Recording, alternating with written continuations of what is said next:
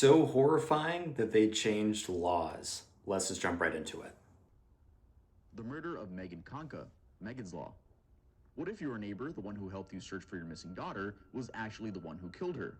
Well, as unbelievable as that sounds, it is exactly what happened to the Kanka family in Hamilton Township, New Jersey on July 29th of 1994.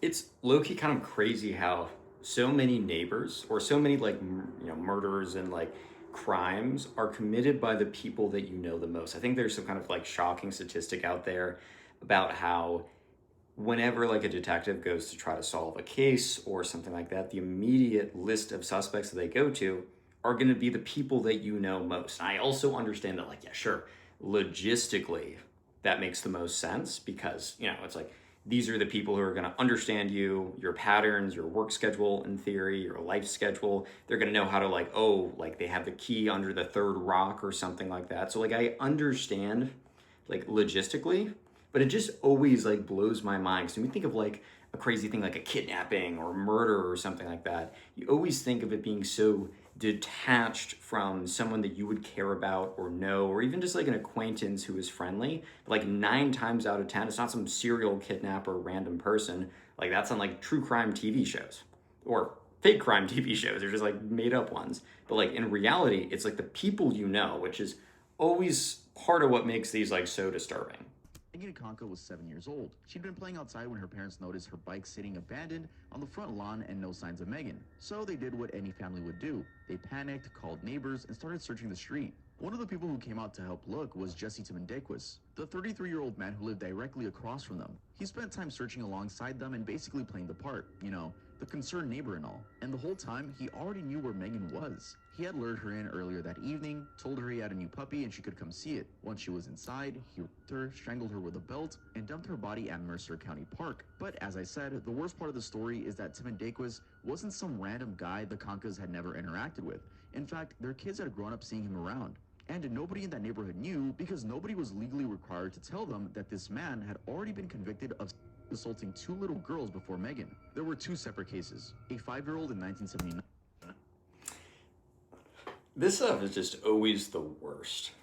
I mean, this isn't some groundbreaking revelation that, oh, crimes like this are just super disturbing.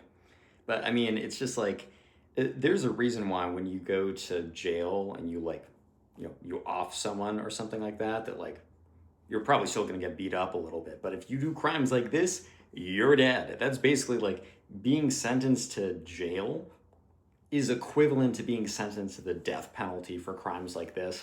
Because they're just like unsettling. I think part of it is like whenever you commit a crime against someone who's like an adult, like that's obviously not a good thing, and that's obviously also pretty like that's obviously bad. But when it's like you commit a crime against this like someone who just can't, it just like is not like mature enough to be there. It's why like animal crimes, like well not like legally on the same level as like human to human crimes, it just also icks people the same way because it's just like a dog is just defenseless, all happy, looking at you, nothing but love.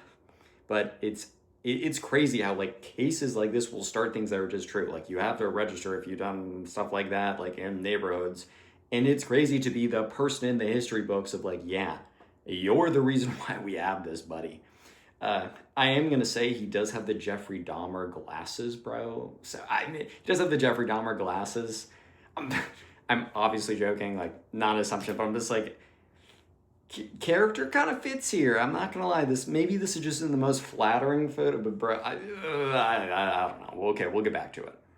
And a 7-year-old in 1981.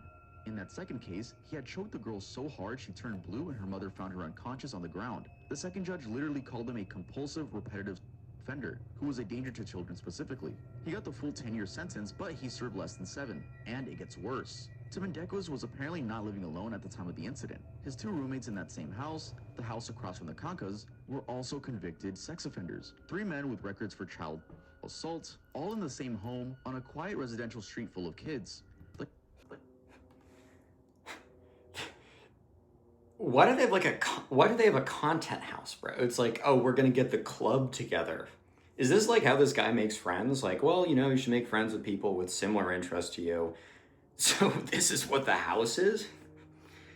Yeah, I mean, I'm very grateful that this law is in place now because it's something where it's like Especially, it's crazy. Like, he got out early when the judge literally said that he has a compulsion to repeat this.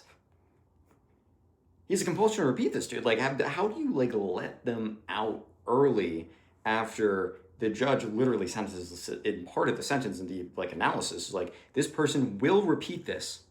Well, he seemed pretty nice in jail, so we're going to let him out early. Like, dude, are we being for real here? Like, I understand it's a court of law and there's systems and everything like that, but at a certain point, man, like, come on. Like, come on. Had lived in that neighborhood for 16 years. They had assumed the best of the streets with zero idea who some of the people there were. Megan Kanka, the mother, even said that when Megan was then murdered by a neighbor, she then realized just how little she knew about her neighborhood. After that, they fought, and they fought fast. Just 89 days after Megan was killed, New Jersey had already passed Megan's Law, a mandatory sex offender registration, a state-tracked database, and public notification when a high-risk offender moved into a neighborhood. Richard and Maureen then pushed it state by state until May 17, 1996, when President Clinton signed a federal version requiring every state to maintain a public sex offender registry. Timendekos was convicted on all 8 counts in 1997 and initially sentenced to death, but when New Jersey abolished the death penalty in 2007, that became life without parole. He's still alive today, and the Kankas, well, they still live in the same house in Hamilton Township. First of all, kind of shocked that he's still alive today. I mean, I said this earlier, it's like, if this is your crime and you're going to prison, I know that there's like prison guards and everything like that, but it's like, but your time's limited, dude. Like, it's over. I don't know how he's made it. I mean, he was literally like he's the reason why this law happened. He is notorious. I was going to say famous, but notorious in a sense that like he is known for this and he's still alive in the prison. Actually blows my mind. I would have assumed that he would have said, yeah, he would have gotten the death penalty, but then they abolished it, then he went to jail, and he basically got the death penalty. And it's also really interesting that they are still living in the same house, because, like, quite often, like, if you have, like, a big moment of intense, insane, unbearable grief that happens, at least in the especially if it happens in the house, but if it happens in that proximity, like, usually you're recommended to, like, hey, stay in the house. Or, like, a lot of therapists or counselors in situations like this will be stay in the house for 6 months and then make a decision, or 12 months. Like, don't make any major life decisions within the first year of grief. But I mean, honestly, they're troopers for staying here. I would be out of there so fast. I would pick up a whole new identity. I'd be playing the guitar, and like, I don't even know how I'd comprehend this. Like, I understand with like grief every day, you know, there is going to be a time, no matter how bad it is, that you'll wake up, you'll brush your teeth, you'll eat breakfast, you'll go to work, and then you'll realize you didn't think of it, right? But this is just like so many levels to it and such intensity. Maybe it's something like, since they got the law, they're almost like keeping the name alive, fighting for it, which, you know, a lot of respect, and like, it's awful. I'm sure these are all going to be awful, dude. Matthew Shepard and James Byrd Jr., Hate Crimes Prevention Act. This next case takes us to October 1998. Matthew Shepard was 21, a political science student at the University of Wyoming, openly gay, studying with dreams of eventually working in diplomacy. He was small, about 5'2", blonde, and wore braces. By most accounts, a thoughtful, sociable kid who'd had a rough couple of years before enrolling at Wyoming. He'd, for example, been ganged on a high school trip to Morocco, and his mom later said he was just starting to feel like himself again. Well, that is before everything fell apart again. On the night of October 6th, But those like dropped in is such a nonchalant detail, and Tov, who makes these videos, great creator. And this is not like he just dropped in so nonchalantly. But if this was dropped in so nonchalantly that insert thing happened, I can only imagine what is dude, I know this video is like, I knew walking in, I was like, I'm morbidly curious, so we're gonna watch this video together. But I knew going in it was going to be bad, but we were off to a terrible start. This story is like, oh, and by the way, blank happened to him. Jesus, dude. Okay, enough stalling from me. Let's just... a local bar called the Fireside Lounge after meeting up with friends on campus. He ended up chatting with 2 guys, Aaron McKinney and Russell Henderson, both 21, both working roofing jobs at the same time. According to the lead investigator on the case, McKinney and Henderson had gone into the bathroom at that bar and planned to pretend to be gay so they could get Matthew to trust them. The goal was robbery. Matthew left with them. Once in the truck, McKinney pulled a gun, beat him, and took his wallet with $20 inside. They drove about a mile outside of town to a remote stretch of rocky prairie. Henderson tied Matthew to a wooden fence post with a clothesline while McKinney pistol whipped him with a .357 revolver, hitting him between 19 and 21 times. The sheriff later said the only injuries he'd seen comparable to that were from high-speed car chases. They then took his shoes and left him there in the cold. He stayed tied to that fence for 18 hours until a teenager riding his mountain bike the following evening spotted him and initially thought he was looking at a Halloween scarecrow. Matthew had 4 skull fractures, a crushed brainstem, and tear tracks down his face. That was the only skin not covered in dried blood. He never regained consciousness and died 5 days later. McKinney and Henderson were both convicted and are currently serving 2 consecutive life sentences for kidnapping and murder. The thing about this one is that the debate about motivation never fully settled. At trial, McKinney's lawyers tried arguing that Matthew had touched his leg in the truck, and that triggered the attack, essentially a gay panic defense. The judge threw it out. But what's unsettling is that at the time of Matthew's death, that kind of defense was still legally admissible in most US states. Some argue the real motive was drugs and robbery, not hatred, but the robbery motive dropped away fast. And what followed was something more intense. The entire country was sort of up in arms against Matthew. Yes, there were protests kind of celebrating that a gay individual died. Vigils spread across the US, and even Matthew's father wore a bulletproof vest to the funeral because the threat level was that high. When it comes to James Byrd Jr., he was a black man from Jasper, Texas. Yeah, I mean, there's so many levels to that. First of all, if you're going to, and obviously I'd never rob someone, but I'm just thinking from their shoes. Like, if I'm gonna go rob someone, I'm gonna like, okay, I get, like, I know there's the thing of like, oh, well, they saw your face, whatever. They didn't just go execute him. That's the thing here. It's like, if you're gonna go rob someone, you're trying to like provide, like, you know, remove your, like, anything that can like make it obvious that's you. Maybe if you're drunk at a bar, it's like no one's gonna remember anyways. But then, and I understand, like, I just like, why are you going in and stacking cases? Because like, robbery case is bad. You're going to jail likely. It's not good. But also like homicide, murder, first-degree murder, that's where you're gone, buddy. You can shake, I mean, it's not avoid it, but you can shake off a couple years in prison. Not easy. I know even like a couple days like is a big problem, but I'm saying like you're not, life isn't technically over. So I've never understood with all these like robberies or whatever, they're just like, oh yeah, let me just clock on a life sentence to this dog. Like, I just don't understand where that part comes from.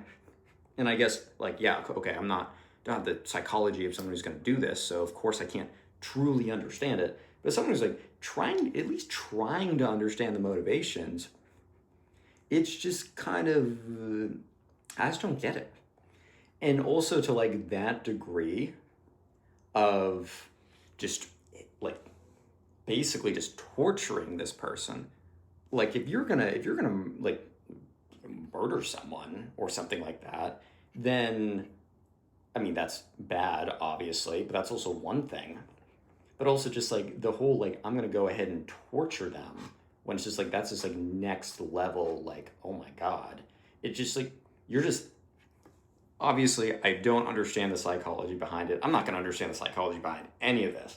And I like studying psychology. I think it's really interesting, but I just, one thing you learn is that, everyone has a unique world up here and you can't always understand it, such as here. But let's get back to it. I muted the tab, so we will get back to it shortly. Now we'll get back to it. I'm great at this recording. Eve 2002 happened. Laci was last heard from the night before. She called her mom, stopped by her sister's hair salon, normal stuff. The next morning, Scott said he left the house around 9:30 to go fishing at the Berkeley Marina about 90 miles away. When he came back that afternoon, he said Laci wasn't home, so he called her phone, left a voicemail, and reported her missing. In the early days, he was out doing local news interviews, appealing for help, and Laci's own family was fully behind him, talking about what a solid marriage they had. But that didn't last long. Investigators started picking up on things about Scott's behavior that fell off. Then, on December 30th, a woman named Amber Frey went to the police and told them she'd been in a relationship with him. And weeks before Laci even disappeared, Scott had told Amber he was a widower who was going to spend his first Christmas without his wife. He said that while Laci was still alive. The case came to a head the following April when Laci's body and the body of baby Connor washed up on the shores of the San Francisco Bay, right near where Scott had told police he went fishing on Christmas Eve. When they arrested him shortly after, he was at a golf course, he dyed his hair blonde, and had $15,000 cash, 4 cell phones, camping gear, survival equipment, and a dozen Viagra on him. He was charged with 2 murders, first degree for Laci and second degree for Connor under California's fetal homicide law. The jury convicted him on both, and he ended up being on death row, though the California Supreme Court pulled him off of it in 2020. He's now serving life without parole. But the bigger legal story was happening at the federal level because... I mean, obviously things like this, I mean, it would have been sick either way. But going back to like earlier when it's just like there's levels of sick, bro. Like there's levels of sick to things. And it's almost like when it's someone who's not an adult, that's just like, you're like, they don't even know what's going on. They can't defend themselves. Not saying it's okay otherwise. But also when it's like, whenever you hear the stories and it's just like, pregnant wife with kid. I mean, it doesn't help that the kid's name's Connor, right? That's my name. But like, regardless, it's also just like you made a commitment to someone. This is going more to marriage. Like if you got to get a divorce, it is what it is. Not all marriages work out. And this is going to be kind of a tangent, but like, don't say like, oh, I'm just being some crazy white knight or, oh, I'm just pandering. Dude, I legit don't understand cheating. I understand having temptations, right? At the end of the day, it's like you are a biological entity. You are going to have just temptations that just happen. Temptations, but like, look, these are just thoughts in your head. You're allowed to have thoughts. There's no thought police going on. Well, hopefully not. We'll see with Neuralink. But the actual act of cheating, it just seems so complicated. Like, I'm trying to rationalize it as like, I'm just like also like, if I'm committed to someone, like I don't know, there's just other things in my life. And I feel like being a partner with someone that it's not just like, oh, the rush of it. Like, yeah, you get some of the rush of it, but you're committing because what you're getting out of that is building with someone to be your rock. And then you risk throwing it all away just to have this moment of thrill. Like, dude, go to the casino. Okay, don't actually go to the casino. But you know what I mean? Like, there are other things that you can do. And also logistically, like you have 2 phones, you're under stress all the time. And also I'm thinking this, once you cheat with someone and you're still with your partner, you are going to be constantly on edge. That's another thing I can't understand. Like you're not just risking potentially blowing up something amazing that you're putting together. And also you got a kid on the way. That's totally changes the game too, in my opinion. But on top of that, I feel like you're going to live the rest of your life being like, what if this woman just like comes out and like contacts with my wife and shows evidence? Like that can always happen. I guess now with like deepfakes, you can be like, yo, babe, that's AI. Like, I guess, but I've never understood that. And then obviously there's just such a gross level where it's like, it's your kid too. That's the thing. Like it's disturbing when it's like some random pregnant woman, like you killed him. Like that's super disturbing. But there's just like levels of like deranged where the kid's on the way. If you kill your wife, that kid is gone too. So you're also killing your child all for the like hanging out with Becky, bro. Like I just don't understand. And I think most of this reaction is just going to be me saying, I just don't understand, which is true and probably good that I don't understand it. But still, just sick and twisted. Gone. In April of 2004, President George W. Bush signed the Unborn Victims of Violence Act, which almost immediately got nicknamed Laci and Connor's Law. What it said, essentially, was that when a pregnant woman is harmed or killed during the commission of a federal crime, the unborn child counts as a separate victim with its own legal protection. 38 states eventually followed their own versions. It's worth noting that this law was quite decisive from day one. On one side, abortion rights groups saw it as a way to quietly establish fetal personhood in federal law, which they argue would eventually create a legal conflict with reproductive rights. And on the other side, supporters of the law countered that when someone kills a pregnant woman, there are plainly 2 victims. And the law should just say that plainly. Scott Peterson, for what it's worth, has maintained his innocence since day one and is still fighting for a new trial, now with the Los Angeles Innocence Project in his corner. Whether that goes anywhere is another story altogether. David Berkowitz, the New York serial killer, son of Sam Laws. For over a year between the summer... there's always a little part of you that feels for the people who get wrongly convicted. There's always a little part of you. But in this case, I mean, first of all, innocent until proven guilty, but he was proven guilty. I mean, you can be proven incorrectly. But here's the other thing too. Like, I've heard people say, well, if they're pushing for innocence, like for another trial so much, then maybe they are. Also, what does he have to lose though? That's the thing. Like, if he's rolling for another trial, okay, if he loses, just take the decision tree here. He doesn't have another trial. He has life with no parole. He has 2 of those. He's not going anywhere. Doesn't matter how many books he reads or how nice he seems. He's not going anywhere. If he does do a trial and he loses again, well, he's just back to where he started. And it gives him something exciting in his life again. But if he somehow weasels his way out because, you have to prove definitively, and each jury's a little different, even though in this case, it's like, I don't think you're going to find an unbiased jury on this one. I would just look at him and be like, goodbye. I mean, if I was actually on the jury, I'd sit down and think through it, but you know what I mean. Like, it just I guess he's just rolling the dice for I have nothing to lose. And even if there's a 1% chance that I somehow make it out because there just wasn't enough evidence, I'm going to take that chance. Game theory wise, yeah, my math degree's starting to leak out. It's creeping out, man. Game theory wise, it makes total sense. But if anything, it almost makes me feel like he's more guilty. I mean, not more guilty, but it does not make me even think for a second he's not. Because also just it's the evidence is too much. I haven't seen the full evidence for this case, but just these facts alone, I'm okay. 1976 and 1977, New York City was held hostage by a single man with a .44 caliber revolver. He called himself the Son of Sam. He killed 6 people, wounded 7 more, and nearly all of his attacks followed the same pattern: young couples sitting in parked cars at night. The city was so gripped by fear that women were dyeing their hair and buying wigs because several of his victims had long, dark hair and nobody wanted to be next. His real name was David Berkowitz. And before all of this, he was just a 24-year-old postal employee from the Bronx, quiet, unremarkable, but also, like most serial killers, I guess, deeply troubled.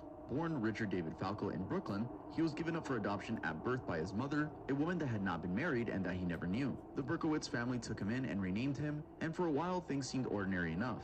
But even as a child, people around him noticed something was off. He was caught stealing, killing animals, destroying property, and setting up fires. When he was 14, his adoptive mother died of cancer. His father eventually remarried. I actually would be curious on this. What are the statistics for because it's very common when you hear these stories, but I'm thinking about survivorship bias here. It's very common when you hear these stories that you hear something along the lines of before this person did this horrendous act, this heinous act, they were, they tortured and killed small animals or something. That always seems to be the preluding story for they're doing something bad. And likely if you're a kid and you're doing that, you have you're troubled. But I'm actually curious, what percentage of those go on to do some heinous crime? And you can even I want to know the stats of how many enter the criminal justice system at all, right? Even if it's for stealing or maybe a robbery that wasn't as armed robbery or something that's a little bit lower tier on the crimes included, all the way up to the heinous. I'd be curious what percentage. Obviously it's going to be probably 2 standard deviations above the population mean, but I actually wonder just full out of the total population, how many actually do that. It's probably going to be really hard to figure that out because I'm going to assume that most moms or dads are not going to be oh, survey, yeah, my kid has is torturing animals, because also a lot of them come from extremely troubled backgrounds where those parents are not going to touch it. And then also therapists who probably know much more, significantly more of these, I'm pretty sure that there's medical regulation where you can't disclose certain notes, on obviously not to some random pollster. I think you can if a grand jury requests it. I know that's true for a lot of things, especially for medical records, but it's probably one of those facts where it's probably 2 standard deviations above population mean. It's probably a relatively high percentage, especially compared to people who don't do that. but it's also one of those where it's gated away and we can never know it. So I guess there isn't a world where we get that, but if there was for some reason, that would be interesting. To Florida, essentially leaving Berkowitz behind. He enlisted in the army at 18, returned 3 years later after having caught a venereal disease from a prostitute in South Korea, which he would later describe as his first and last romantic encounter. So you can already tell what was building inside him. Back in New York, alone and, on a sort of downward spiral, he made yet another discovery that pushed him further over the edge. His birth mother, whom he believed had died in childbirth, was actually alive. When he found her, she was distant and disinterested. For someone who had already convinced himself that women wanted nothing to do with him, that was apparently the confirmation he needed.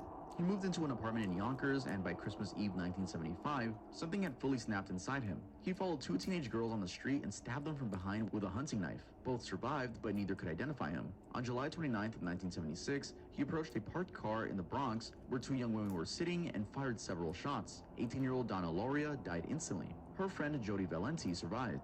Berkowitz walked away and found out only the next morning through the newspaper that he had killed someone. What followed was a 12-month killing spree across Queens, the Bronx.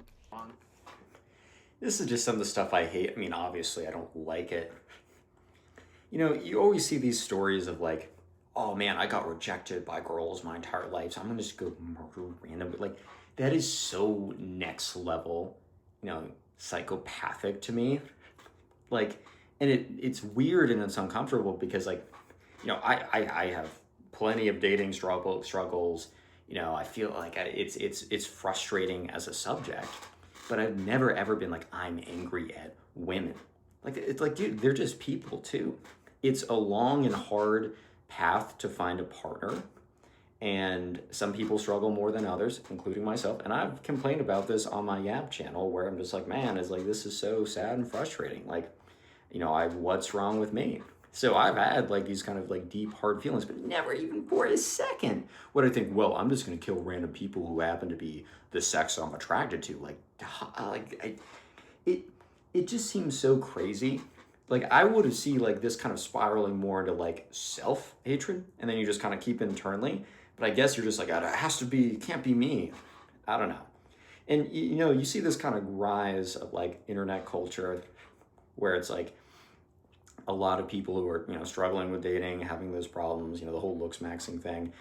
I think some of that stuff's dangerous. I think some of it's fine. Like, get a good haircut, take a shower, like, improve yourself. I like hey, you can always do better. Like, you can always improve yourself because you're going to get a better life out of doing that. And then you're also going to improve your odds in like a dating market because there is like, love is more than just like, there is like, especially when you're going on a first date with someone, you don't know that they're the romantic partner of your future. They don't know that you guys are completely compatible. So especially for first dates, like, yeah, it is a little bit of selection. That's just evolutionary biology. You read the textbook by Dr. David Buss. Really interesting textbook. He's a great speaker. He's done comprehensive research. There are components, right? But then I kind of see these like subcultures of that on the internet where it's just like hatred. Like, it's just hatred. It's not constructive. And once again, I'm a broken record, but I just don't understand it because I feel bad about this stuff sometimes. I'm like, oh man, what's wrong with me and all that kind of stuff. But it's never, if anything, the worst of it goes more towards me, and I got to be careful that I'm cool with myself. It's never external to other people.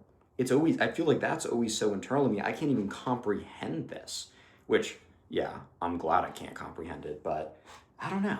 Brooklyn and Manhattan.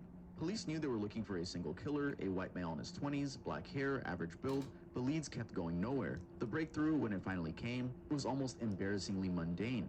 After his last attack in July 1977 in Brooklyn, a witness came forward saying she'd seen a suspicious-looking man pulling a parking ticket from his car window near the scene. Detectives pulled the ticket records for that area, and that night, they came up with the name David Berkowitz. When police arrived outside his Yonkers apartment and found a rifle in his car, along with maps of the crime scenes and a letter written to the authorities, they knew they had their man. Inside his apartment, they found what they described as satanic graffiti on the walls and diaries cataloging every fire he'd set since he was 21.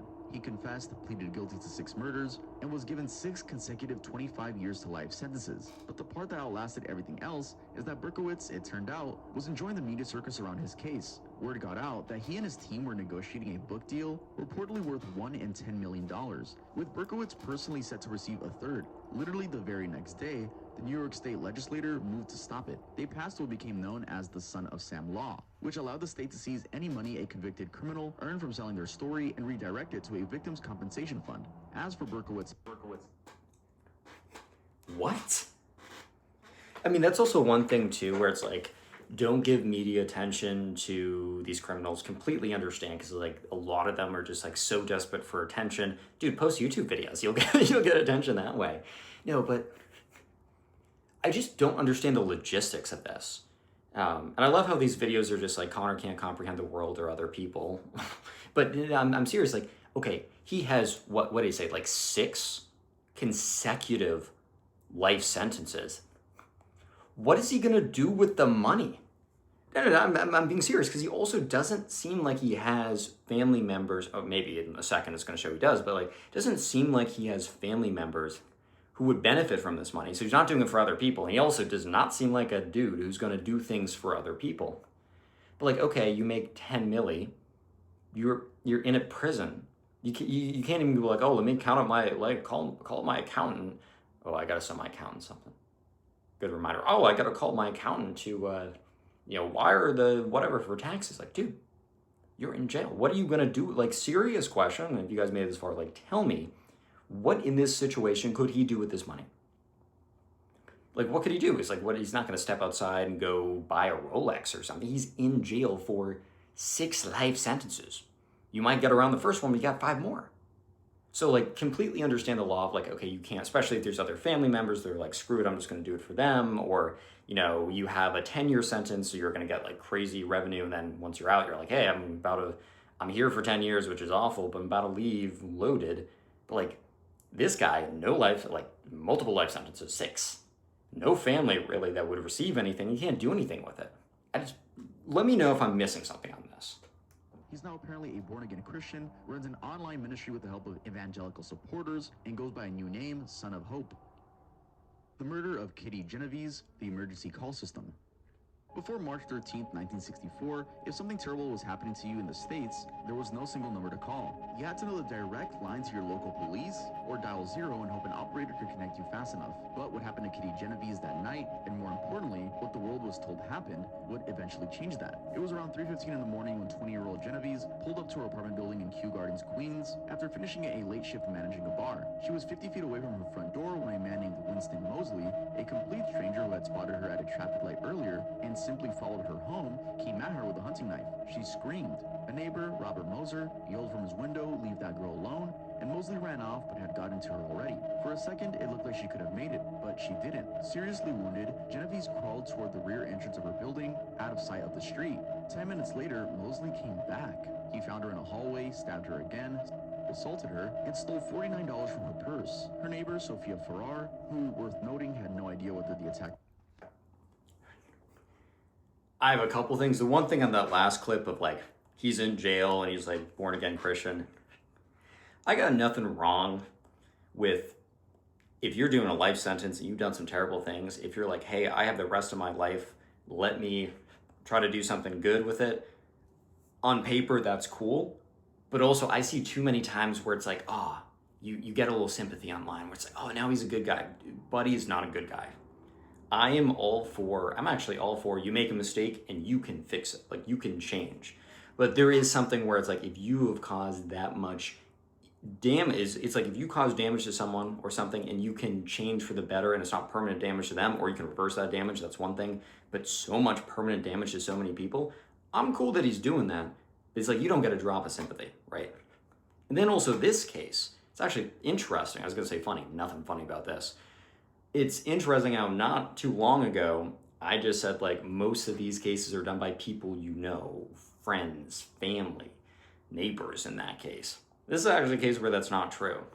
Also, taking the $49, you're about to get the craziest life sentence of your life, and you're like, yeah, I'll pocket $49 as well. Like, if this was like a robbery gone murder, and it's like those stories where it's like someone robs someone with the intention of taking their money and they like kill them and it's like it's over and they get like $15 out of it. I'm like, It's not like you're going to be able to do anything with the money because you're going to jail, but it's like $15. I don't know. We'll let this play.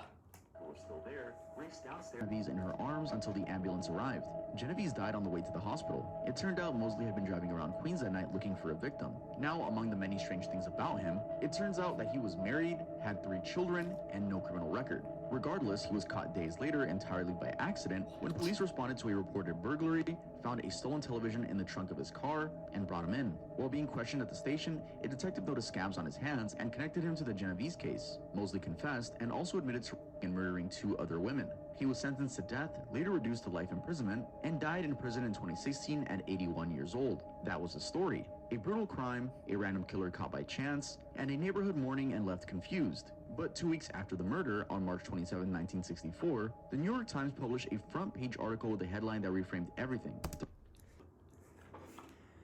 It just blows my mind. Okay, I obviously can't comprehend people who are like murderers, right? I can't understand that.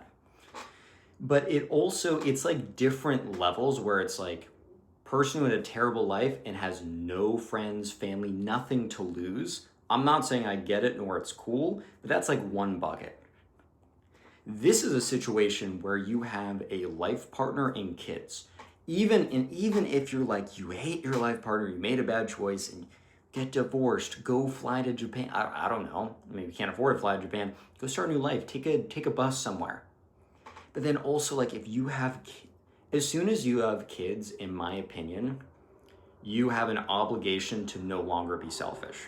You should be given to other people for sure, but there is something where if it's just you, it's like, I'm just going to do this, because, like, you're the only person in your life to some extent, and that's why, like, I want to have kids and have a family, because it's like, it really, like, expands your ability to be a person, what I think. But then if you do things like this, it's not only you who are going to get the consequences, your kids, your 3 kids, I think I remember them saying, are going to be psychologically tormented and destroyed for life. And I know if you're a crazy person doing insane things, murder, like, you're probably not clocking that. But that's just one thing I can't get over. It's like, if you do something like this, it's not just you anymore. And also, you got parents, you got friends, and you're hitting them all, especially your kids. Is like, with the father figure is so important. Mother figure, father figure, both important for different things. But, kind of, you got your yin and yang. Like, it's so important. It's how you look, especially, it sounds like they're young kids. This would be screwed up if they were old, but at least their brains are kind of put together and all that kind of stuff. And I'm sure he wasn't great at home if he's doing this. But it just, like, it's just so much bad, dude. And insane that 37 people saw this and didn't call. I mean, I do think about it too, like, I'm never going to say that, like, if I'm in a situation, I'm going to be the person who goes and tackles the armed robber. Like, let's all be real here. If you're in that situation, your brain is switched into a different mode, and I have extreme respect for people who can lock in and do that, and, like, risk like that is insane. I just, like, if you've never been in that situation, can you really say you do it? But also, like, when something like this, I always feel like at least call the non-emergency hotline. If you're, okay, call the emergency hotline, obviously, or 911 if this is what you're seeing. But if you see something sus, like, there's a non-emergency hotline for a reason. Where you're like, I don't want to waste the main call, but they should be reported. 37 who saw murder didn't call police. The piece, which originated from a conversation between the Times editor and police commissioner, claimed that 38 neighbors had witnessed the attack and done absolutely nothing. The story hit a nerve so deep, it became a kind of cultural shorthand for urban moral collapse. Proof, supposedly, that city life had made people so detached from each other that they could watch a woman die and simply go back to bed. The problem is that it wasn't true. Decades of re-examination revealed that most people who heard something that night had no clear sense that a murder was happening. They caught fragments, heard a voice, and assumed it was a domestic dispute or a drunk. Only 2 neighbors are confirmed to have understood what was occurring and chosen not to act. One of them was a man named Carl Ross, who was drunk, cracked his door open, saw Genovese on the ground and Mosley stabbing her, then shut the door and called a friend to ask what to do. The friend told him to not get involved. He eventually climbed out his window, went to a neighbor's apartment, and only called police after hearing Sofia Farrar shouting for someone to do so. But the myth was already out, and out of that myth came something real. 2 social psychologists, John Darley and Bibb Latane, were so disturbed by the reported indifference that they began running experiments to understand it. What they found was that the problem was psychology. The more people present during an emergency, the less likely any single person was to act. Everyone assumed someone else would handle it. They called it the Diffusion Act of Responsibility, and it became the foundation of what's now known as the bystander effect. And yes, it was built entirely on a story that was largely fabricated. The other thing the murder helped push into existence was more concrete. In the years after Genovese's death, public pressure mounted around the chaos of emergency reporting, so in 1967, the President's Commission on Law Enforcement formally recommended a nationwide emergency number. In 1968, AT&T and federal government settled on 911, chosen because it was short, easy to remember, and wasn't already in use as an area code. The murder of...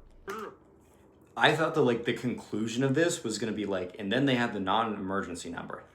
This is the birth of 911. That's actually crazy how I've just taken for granted that that's just a thing you have.